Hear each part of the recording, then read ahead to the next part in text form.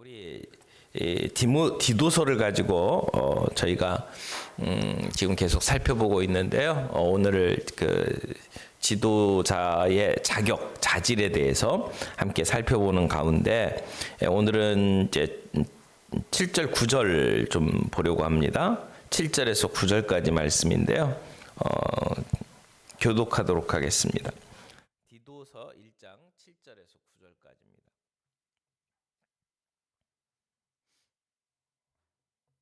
감독은 하나님의 청지기로서 책명할 것이 없고 제 고집대로 하지 아니하며 급히 분내지 아니하며 술을 즐기지 아니하며 구타하지 아니하며 더러운 이득을 탐하지 아니하며 오직 나그네를 대접하며 선행을 좋아하며 신중하며 의로우며 거룩하며 절제하며 다 같이 밑분 말씀의 가르침을 그대로 지켜야 하리니 이는 능히 바른 교훈으로 권면하고 거슬러 말하는 자들을 책망하게 하려 함이라.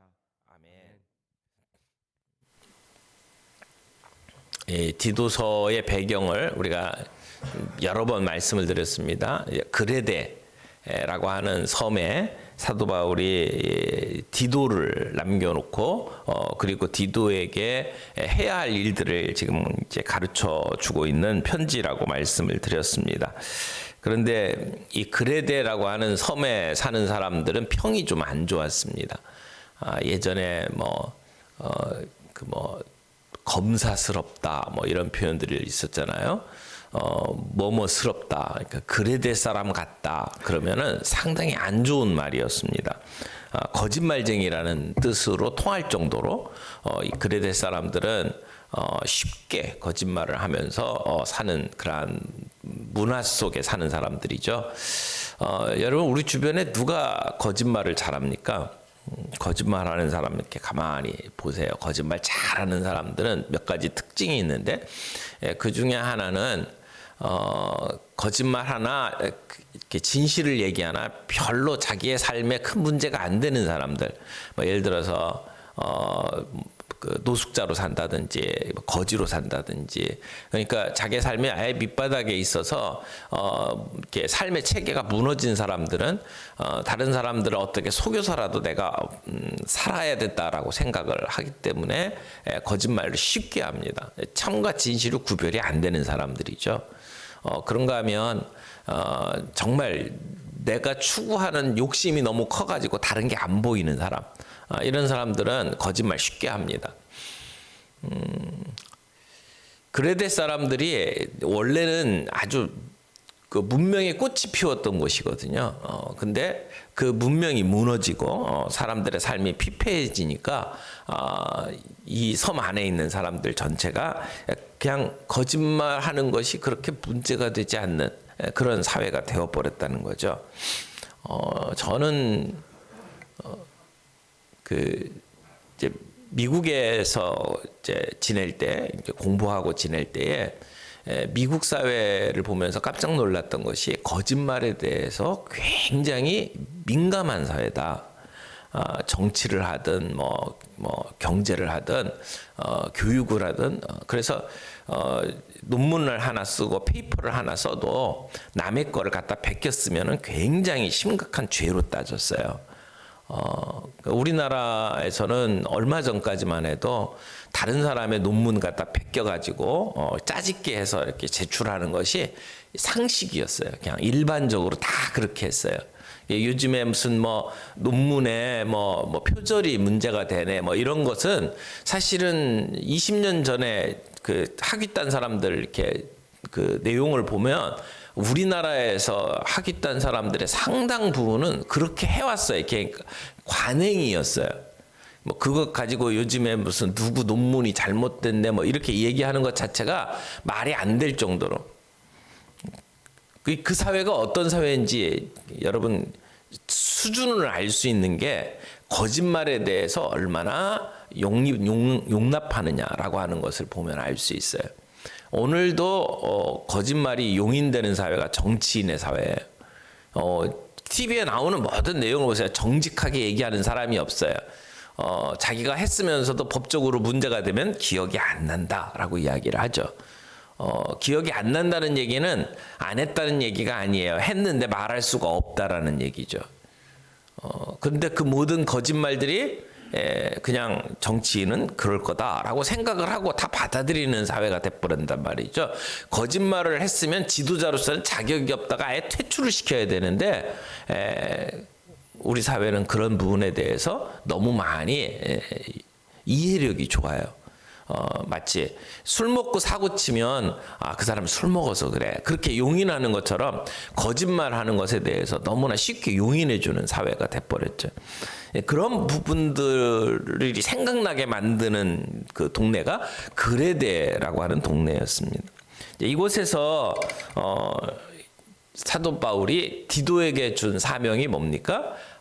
각 성에 장로를 세워라라고 하는 이제 사명이었죠. 근데 장로를 세울 때는 아무나 세우지 말고 내가 명한 대로 장로를 세워라, 이렇게 이야기를 하는 겁니다. 그래서 이 디도서 1장 앞부분에는 그 사도 바울이 명한 대로 장로를 세울 때에 그 장로의 자질은 어떤 거냐라고 하는 것을 사도 바울이 이야기를 하고 있는 거죠. 그래서 맨 앞부분에 6절에서는 이제 책망할 것이 없는데 어떤 부분에서 책망할 것이 없어야 하느냐? 가정생활에 있어서. 그래서 한 아내의 남편이어야 하고 자녀들이 신실한 자녀여야 된다라고 하는 이야기를 한 거죠. 그리고 나서 이제 7절부터 나오는 것은 이제 장로가 하나님의 청지기로서 책망할 것이 없는 사람이어야 하는데, 그런데 장로에게 나타나서는 안 되는 모습이 7절에 나오고, 장로의 모습 속에 꼭 봐야 할 모습이 8절에 나옵니다. 지난주에 저희가 7절 말씀을 가지고 장로에게 있어서 안 되는 성품을 이제 몇 가지를 정리를 했죠. 오늘은 이제 8절 말씀을 가지고 우리가 장로의 그 삶 속에, 인격 속에 나타나야 될 모습에 대해서 잠깐 살펴보기를 원합니다. 우리가 교회 이제 직분자들에 대해서, 장로에 대해서 지금 이야기를 하고 있지만, 이제 성경에 나오는 장로라고 하는 것은 감독이라는 말하고 같은 말이다라고 말씀을 드렸고, 오늘날로 이야기하면 목사와 장로를 얘기하는 거다. 그래서 말씀을 가르치는 장로로서 목사, 또 교회의 성도들을 돌보는 영적인 리더로서의 장로, 이렇게 목사와 장로를 통틀어서 성경에서 지금 장로라고 이야기를 하는 거예요. 종종 교회에서 보면 항존직이라고 하는 표현을 씁니다. 항존직, 항이라는 건 늘 항상 있다는 것이고, 존이라는 것은 있다라는 얘기죠. 존재한다. 항상 있는 직분. 그래서 항존직, 이렇게 이야기를 해요. 근데 한국 많은 교회나 목사들이 오해하고 있는 것 중에 하나가, 항존직을 이렇게 이해를 하는 분들이 있어요. 한 번 임직 받으면 죽을 때까지 하는 것. 항존직이라고 오해해요. 성경에 나오는 지금 직분 가운데 구체적으로 성경 시대부터 교회에는 이런 직분이 있어야 된다라고 명시되어 있어서 주님 오실 때까지 교회에는 이 직분이 늘 있는 직분이 있어요. 그게 이제 목사, 장로, 집사예요. 그 외에 다른 직분들은 나중에 우리가 필요에 따라서 만든 거예요. 그래서 그걸 임시직이라고 그래요. 그래서 우리가 교회 안에서 직분을 이야기할 때는 항존직과 임시직을 이야기를 하는데, 항존직은 한 번 임명받으면 죽을 때까지 하는 게 아니고, 성경에 기록되어 있는 직분으로서 주님 오실 때까지 교회 안에 늘 있어야 되는 직분, 그렇게 이해를 하시면 돼요.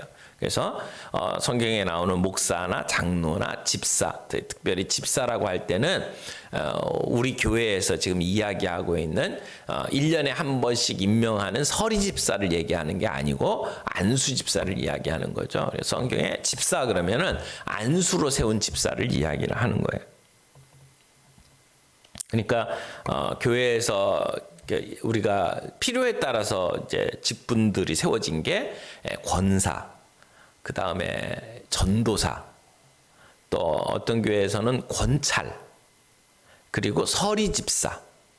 이런 부분들은 성경에 나오는 직분이 아니지만 교회가 필요에 따라서 세운 직분이죠. 그리고 이제 항존직과 임시직에 있어서 이제 우리가 운영을 하면서 교회에서 이제 규칙을 정했잖아요. 서리 집사라는 건 말 앞에 설이라고 하는 말이 붙었던 것은 임시라는 얘기잖아요. 그래서 서리 집사 같은 경우에는 1년에 한 번씩 임명하도록 되어 있는 직분이고요. 나머지 이제 권사라든지 전도사라고 하는 직분들에 대해서는 정해진 임기를 두고 운영을 하고 있습니다. 어떤 교회에서는 이제 장로 직분에 대해서도 몇 년 이렇게 기한을 정해놓고 움직이기도 하죠. 지금 저희 교회에서는 예전에 우리 장로님들 규칙이 이제 7년 되면 이제 임기를 마치고 물러나시는 것으로 이제 되어 있다가 저희 교회에서는 6년 장로로 임직하고 1년 쉬었다가 다시 6년 일하고 이제 그러면서 65세가 되면 장로에서 이제 직분을 이제 시무장로에서 내려놓는 것으로.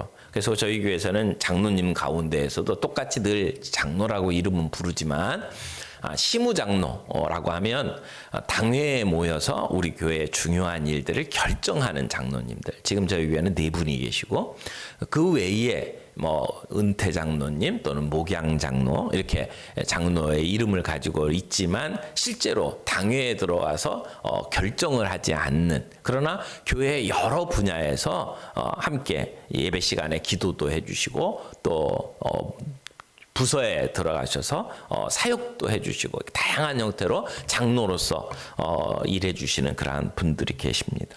권사 같은 경우에는 지금 이제 저희가 속해 있는 합신 교단 안에서는 여성 장로님과 여성 목사를 세우지를 않아요. 어떤 교단에서는 여성 목사와 여성 장로직을 세우기도 합니다. 저는 개인적으로는 여성 사역자들에 대해서는 오픈돼 있어요. 제가 속한 교단이 합신이기 때문에 여성 목사, 여성 장로직을 세우지는 않습니다. 그러나 우리 교회에서는 이제 권사라고 하는 제도를 가지고 있죠.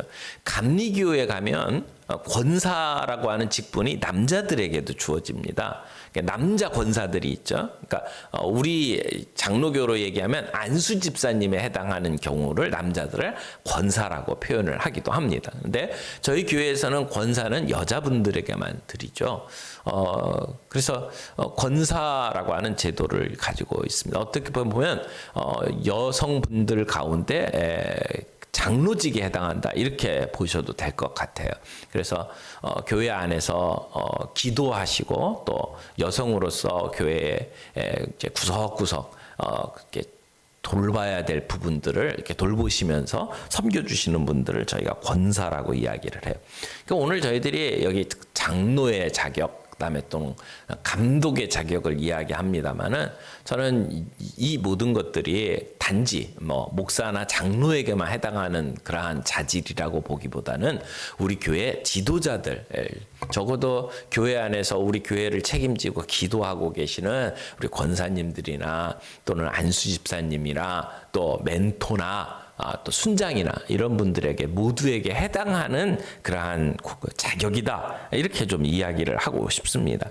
자, 8절 말씀에 보니까 하나님의 청지기로서, 그러니까 청지기는 자기 거라고 생각을 하지 않죠.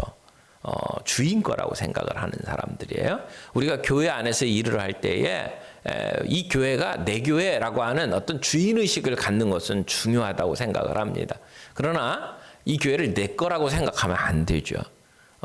목사든 장로든 뭐 권사님 어떤 직분을 가졌든지 간에 내가 우리 교회를 내 거다라고 해서 내 마음대로 좌지우지하겠다라고 생각을 한다면 그건 착각입니다. 뭐 교회에서 오래 있어서 뭐 교회 역사를 많이 아시는 분일 수도 있고, 또 이 교회를 건축하는데 전 재산을 다 들여서 정말 최선을 다해서 건축하는데 수고하신 분일 수도 있고, 또 교회 여러 가지 일들에 정말 앞장서서 일해오신 그러한 영향력이 있는 분이라 할지라도 이 교회는 그 사람의 교회가 아닙니다. 하나님의 교회죠. 그래서 우리는 청직이어야 돼요. 어떤 사람도 이 의식을 벗어나서 자기 교회라고 생각을 한다면 그 사람은 지도자로서의 자격이 없다, 그렇게 말할 수가 있습니다. 청지기로서, 하나님의 청지기로서 갖춰야 될 자격, 책망할 것이 없는 부분이 어떤 부분이냐, 앞부분에서 이제 해서는 안 될 일들에 대해서 정리를 했고, 8절에 보면 오직 나그네를 대접하며 이렇게 시작해요. 오직 나그네를 대접하며. 이 초대교회 때에 교회 안에 나그네들이 많이 찾아왔습니다. 특별히 두 가지 종류의 나그네가 있는데, 한 종류는 목회를 한다든지 교회 안에서 열심히 일하다가 교회에 핍박이 일어나 가지고 그래서 예루살렘에 있던 사람들이 다 흩어졌잖아요. 이제 그런 것처럼 흩어진 성도들이 있었어요. 때로는 그분들 가운데는 선교사도 있고요. 그런 그 나그네들이 교회에 찾아오는 경우들이 있었습니다. 또 다른 경우는 정말 갈 데 올 데 없어서 아주 어려운 상황 속에서 찾아오는 나그네들이 있었습니다. 근데 그런 나그네들 대접하는 일, 이게 쉬운 일이 아니었습니다. 왜냐하면 그 당시에 대부분의 사람들이 넉넉한 삶을 살지 않았어요. 그날 벌어서 그날 끼니를 때울 수 있을 정도의 아주 근근히 살아가는 삶이 일반적인 삶이었단 말이에요. 그런데 찾아오는 손님을 맞이해서 그들에게 밥을 먹이고 그들에게 잠자리를 제공하고 하는 것이 이게 쉬운 일이 아니었다는 것이죠. 그들이, 이 초대교회 성도들이 이런 나그네 대접하는 일들을 잘 했어요. 근데 그들이 그런 일들을 할 수 있었던 것은 넉넉해서 집에 방이 많고 그리고 뭐 먹을 게 풍부해서 대접한 게 아니었습니다. 가난한 속에서도 그들은 그런 사람들을 맞이했고 그들을 섬겼던 그러한 좋은 전통이 있었죠. 그래서 교회 안에 장로는 이런 낯선 사람들을 기꺼이 맞이하고 그들에게 선행을 베푸는, 호의를 베풀어주는, 그래서 잠자리를 제공해주고 그리고 그들에게 먹을 것을 제공해주고 떠날 때는 여비까지 줄 수 있는 그런 그 나그네를 대접하는 일들을 했다는 것이죠. 그 다음에 이제 오직 나그네를 대접하며, 그 다음에 선행을 좋아하며, 여기는 이제 예수님을 마음속 깊이 사랑하고 그 예수님의 뜻에 따라서 그분의 방식대로 살아가는 것을 여기 선행을 좋아하며라고 말할 수 있습니다. 그러니까 여기서 말하는 선행은 자기를 위해서 뭔가를 하기보다는 다른 사람의 유익을 위해서 뭔가 행하는 것을 선행을 베푼다, 이렇게 이야기를 하는 거죠. 어떤 특별한 이벤트가 있어서 사람들에게 하기보다는 아주 작은 일에서부터 다른 사람의 유익을 생각하고 남을 돕고 나누고 하는 그런 자원봉사를 여기 선행을 한다라고 생각할 수 있을 겁니다. 그 다음에 신중하며 의로우며, 그 다음에 거룩하며 절제하며, 이제 여기 나오는 뒤에 네 가지의 이 모습은 자기를 관리하는 것하고 아주 깊은 관련이 있다고 생각을 해요. 교회 지도자는 자기 자신을 잘 관리할 줄 아는 사람이어야 한다고 생각을 합니다. 그러니까 자기를 관리하는 것에 대표적인 것이 신중하며, 신중하다는 것은 어떤 일들을 결정할 때, 판단할 때에 진지하다는 얘기죠. 정신 똑바로 차리고 있는 사람, 그냥 이렇게 흥에 들떠서 뭐 결정한 그러한 사람이 아니어야 한다라는 얘기죠. 우리 어르신들 옛날 표현 중에 뭐 기마이 잘 쓴다 뭐 이런 표현을 쓰잖아요. 그냥 기분이 좋으면 뭐 뭐든지 막 해주는 그런 경우들을 보게 되는데 호인처럼 보이지만 사실은 그 안에 신중함이 없을 수 있어요. 근신하는 것, 신중한 것.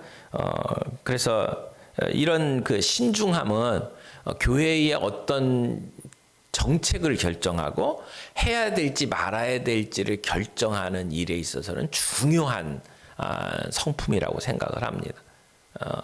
사실 우리가 이제 교회의 일들을 결정을 하잖아요. 예산을 어떻게 쓸 건지, 뭐 우리의 교회 교육을 어떻게 할 건지, 성도들을 어떻게 섬겨야 될지 이런 결정들을 하잖아요. 저희가 작년부터 지금 거의 2년 동안 코로나 상황을 지금 경험을 하고 있는데, 코로나 상황이라고 하는 이 상황을 우리가 한 번도 경험해 본 적이 없어요. 처음 당하는 일이에요. 그래서 당회에서 어떤 일을 결정할 때마다 굉장히 고민이 많았어요.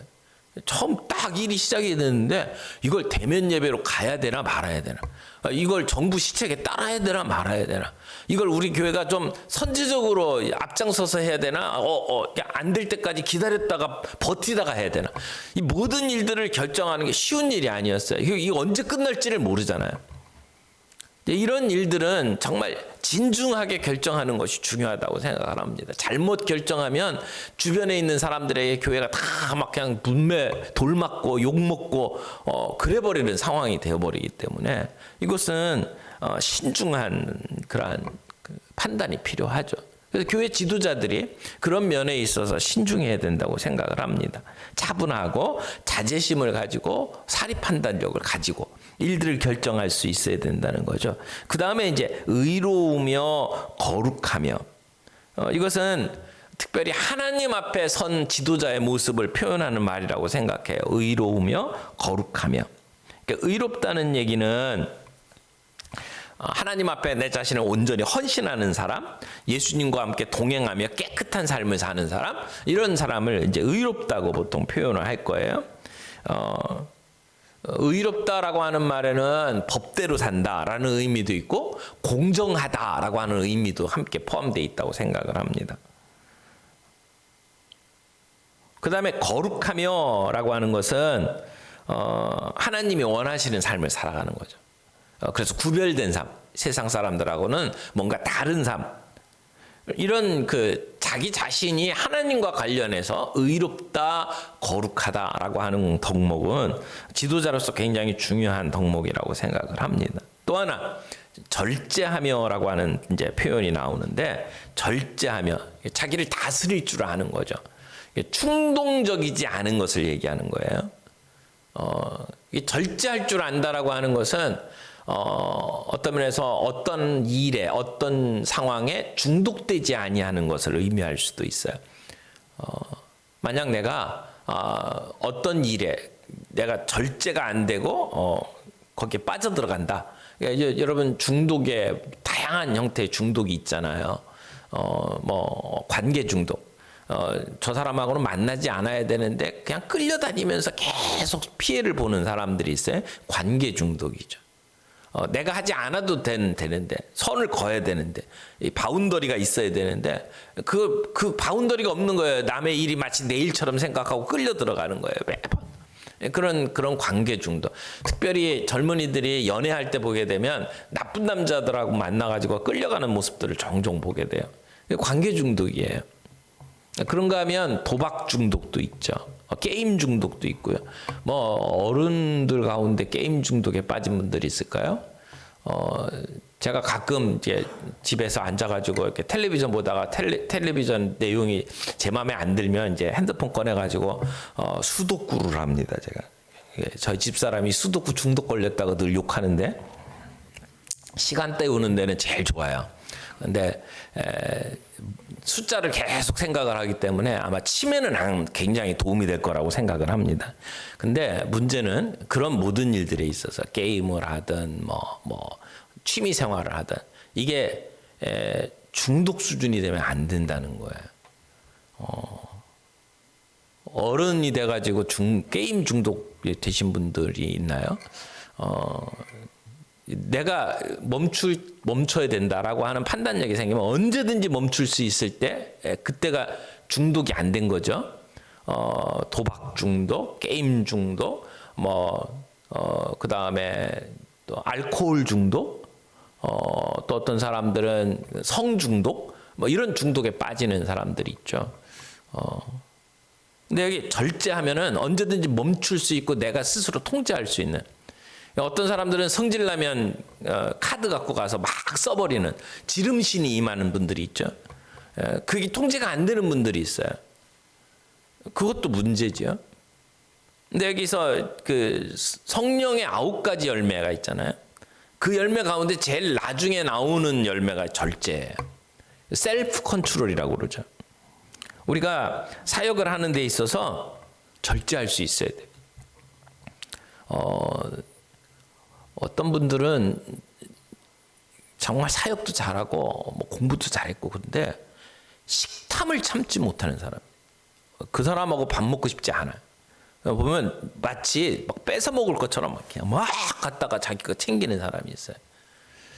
교회에서도 종종 그런 그 소유욕에 탐심이 많은 분들은 하나씩 나눠주는데 꼭 가서 2개 갖고 가요.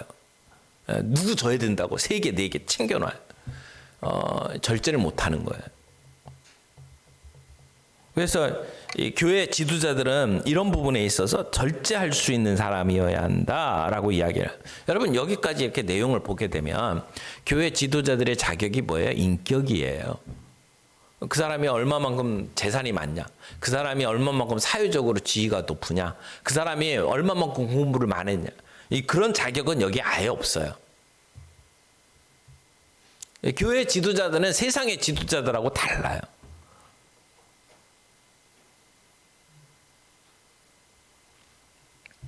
그 다음에 이제 중요한 자격 하나가 9절에 더 나옵니다. 9절 좀 보겠습니다. 9절.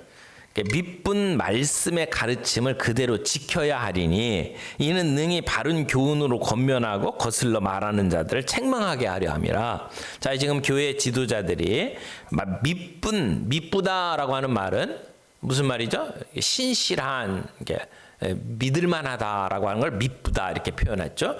밑분 말씀의 가르침을 그대로 지켜야 한다. 교회 지도자의 중요한 자격은 말씀을 지키는 사람이어야 한다라고 이야기를 해요. 왜 그러냐면 그 뒤에 이유를 설명을 하는데 이는 능히 바른 교훈으로 권면하고 거슬러 말하는 자들을 책망하게 하려 함이라. 자, 교회 지도자들이 해야 될 중요한 사역이 여기 2가지가 나오는데 하나는 권면하는 것, 하나는 책망하는 거예요. 권면하는 것은 이렇게 살아야 됩니다라고 말하는 게 권면이죠. 책망은 그렇게 살지 못할 때 그렇게 사는 것 잘못됐습니다라고 이야기하는 게 책망이에요. 그런데 이렇게 권면하고 책망하려면 내가 먼저 그렇게 살아야 돼요. 말씀대로 내가 살지 않으면 사람들에게 말씀을 가지고 권면하거나 책망할 수가 없습니다. 지금 여기 장로의 자격을 이야기하면서 장로가 권면하고 책망하고 그렇게 하려면 말씀을 그대로 지키는 자여야 한다. 그런 걸 보면 이제 교회에 저는 우리 교회에 이제 당회 이렇게 하면 목사와 장로로 구성이 되거든요. 당회 안에. 그러니까 목사와 장로의 가장 기본적인 사역이 뭐냐면 말씀과 기도에 전념하는 거예요. 그래서 성도들을 돌보는 일들을 책임지는 거죠. 그래서 성도를 돌보는 일이라고 하는 것은 기본적으로 신방하고 말씀을 가지고 권면하는 거예요. 그리고 실제적인 사역을 하도록 하기 위해서 교회 안에 집사를 세웠잖아요. 사도행전에 보게 되면 집사가 세워지는 과정을 보게 되면 성도들에게 특별히 예루살렘 교회의 그 과부들 가운데 어떤 사람들은 헬라 말을 하는 과부들이 있고 어떤 사람들은 히브리 말을 하는 과부들이 있었단 말이에요. 그러니까 히브리파 과부들이라는 것은 이게 토백이에요. 예루살렘에 떠나지 아니하고 그곳에서 쭉 자란 사람들이죠. 근데 헬라파 과부들이 있었어요. 이 사람들은 이민 갔다가 돌아온 사람들일 가능성이 높습니다. 그래서 헬라말을 할 줄 아는 사람들이죠. 근데 교회에서 그들에게 과부들에게 구제를 하는데, 그런데 히브리파 사람들한테는 구제 헌금이 잘 전달됐어요. 토백이들이니까 상황을 잘 알았겠죠. 근데 이민 갔다가 돌아온 사람들, 아직 정착이 잘 안 된 사람들에게는 헌금이 제대로 돌아가질 않았단 말이에요. 그래서 말들이 생겼어요. 왜 저 사람들한테는 똑같이 어려운데 저 사람들한테는 구제 헌금이 돌아가고 우리한테는 구제를 안 하냐, 이런 얘기가 들어오니까 자, 이 문제 어떻게 해결할까 하다가 이 구제 사역을 제대로 감당할 수 있는 사람을 따로 세우자. 그래서 우리 성도들 가운데 사람들이 믿을만하다고 생각하고 성령 충만하고 그리고 이런 일들을 잘 할 수 있는 자격을 갖춘 사람을 세우자. 그래서 7 집사를 세우는 거거든요. 그러니까 실제적으로 봉사하고 사역하고 그런 부분들, 뭐 예를 들어서 돈 관리하고 뭐 이런 부분들은 집사들이 했단 말이에요. 그러면 장로들은 뭐 했어요? 사도들은 말씀과 기도하는 일에 전념했다고 이야기를 해요. 그런 면에 있어서 기능적으로 우리 장로님들이 함께 모이면 성도들을 위해서 기도하고, 어려운 사람이 있으면 같이 찾아가서 권면하고, 잘못된 삶을 살고 있으면 책망하고, 우리 교회가 살아있는 그 근거 중에 하나가 권징이라고 이야기를 할 수 있는데, 잘못된 사람들에게 이거 잘못됐다고 이야기하고 그 잘못된 것에 대해서 책망할 수 있을 때 그게 교회의 기능이 제대로 돌아가는 거거든요. 근데 요즘은 전반적인 교회 분위기가 교회가 잘못했다고 지적을 하면 교회가 여기밖에 없냐? 그리고 사람들이 떠난단 말이에요. 그러니까 권징을 잘 안 해요. 책망을 잘 안 해요. 근데 이 교회가 그만큼 타락했다는 얘기예요. 그래서 신실하게 그리스도인답게 살지 못할 때는 장로님들이 함께 기도하고 그리고 찾아가서 이러면 안 됩니다 라고 이야기를 할 수 있어야 되는.